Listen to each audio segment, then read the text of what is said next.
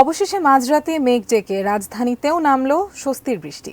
টানা কয়েক সপ্তাহের তাপপ্রবাহের পর এই বৃষ্টি যে কতটা কাঙ্ক্ষিত ছিল, উচ্ছ্বাসে সেটি বুঝিয়ে দিলেন নগরবাসী। বৃহস্পতিবার দিবাগত মাঝরাতে ঢাকার বিভিন্ন এলাকায় বৃষ্টি নামে এবং এতে গরম কমেছে। গিয়াসউদ্দিন মামুনের ছবিতে সাজেদা সুইটির রিপোর্ট।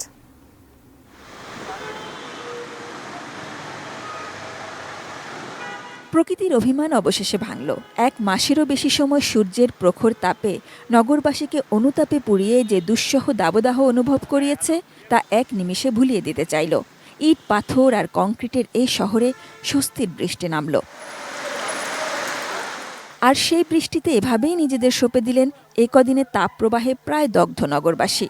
মিথের সেই চাতকের মতো, যে চাতক বৃষ্টির পানি পান করবে বলে অধীর অপেক্ষায় থাকত আমৃত্যু।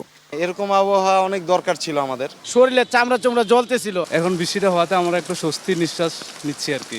কিছু জিনিস আছে যেটা ভাষা আসলে প্রকাশ করা যায় না, এটা হচ্ছে ওইরকম অনেকটা। পুরো ঢাকা মানে অলরেডি ঠান্ডা হয়ে গেছে। অনেক মসজিদে অ্যানাউন্সমেন্ট করছে, অনেক দোয়া দুরুদের পরে আলহামদুলিল্লাহ আল্লাহ হয়তোবা আমাদের কোনো না কোনো কিছু মাফ করছে। ন্যাচারাল একটা যে ফ্রেশ এয়ার, এটা হচ্ছে ইনহেল করতে পারছি। 2 মে সন্ধ্যায় বৃষ্টি পাবে ঢাকাবাসী, এমন আভাস আগেই ছিল। দেরি দেখে হতাশ হচ্ছিলেন অনেকে, কারণ ঢাকায় বৃহস্পতিবারে তাপমাত্রাও ছিল 37.9 ডিগ্রি সেলসিয়াস। তাই ছুটির আগের মাঝরাতে এই বৃষ্টি নাগরিকদের বৃষ্টি বিলাস আরও জাগিয়ে দিল।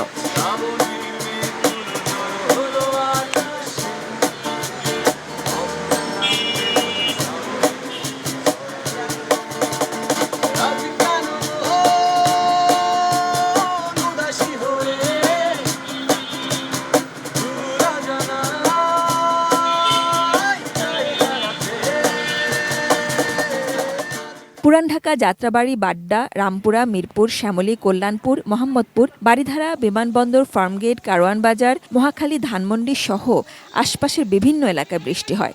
কোথাও খুব বেশি সময় স্থায়ী ছিল না এই বৃষ্টি, তবে যতটুকু হলে প্রশান্তি মেলে ততটুকু পেয়েছেন এলাকাবাসী। আবহাওয়া অফিস জানিয়েছে আপাতত এমন কম বৃষ্টিতেই তুষ্ট থাকতে হবে। আগামী 5 মে অর্থাৎ রোববার থেকে 11 মে পর্যন্ত বৃষ্টি বেশি হবে। পুরোপুরি স্বস্তির আবহাওয়া তখনই মিলবে। Sajeda Sweety, ATN news, Dhaka.